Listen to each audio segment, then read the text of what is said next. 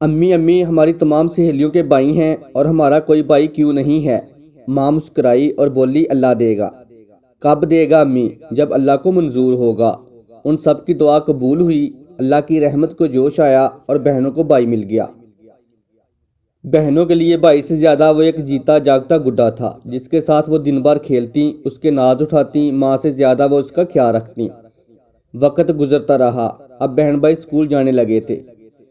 اس دن موسم خراب تھا، بارش رکنے کا نام ہی نہیں لے رہی تھی۔ بچے اسکول گئے ہوئے تھے اور ماں فکر مند تھی۔ جب بچے گھر لوٹے تو ماں حیران رہ گئی۔ بھائی کا لباس خشک تھا، بہنیں پانی میں شرابور نظر آ رہی تھیں۔ ماں کو کچھ پوچھنے کی ضرورت پیش نہیں آئی۔ آپیوں نے مجھے چادر کے سائے میں رکھا، بھائی شوق آواز میں بولا۔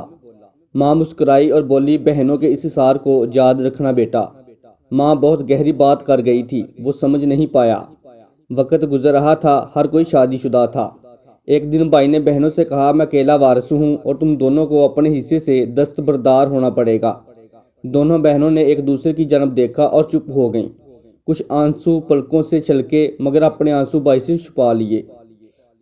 جب وہ سب تحصیلدار کے آفس پہنچے، سب کے بیان حلفی قلم بند ہونے والے تھے۔ وہی لاج دلارا بھائی بہنوں سے ان کا حق چھیننے والا تھا، لیکن بہنوں کے لیے وہ اب بھی گڈے جیسا تھا۔ موسم بدل چکا تھا، دسمبر کا مہینہ تھا، آسمان ابر آلود تھا۔ اچانک بارش شروع ہو گئی۔ جب بہنوں نے دیکھا تو فوراً بھائی کے سر پر اپنے آنچل کا سایہ کر دیا۔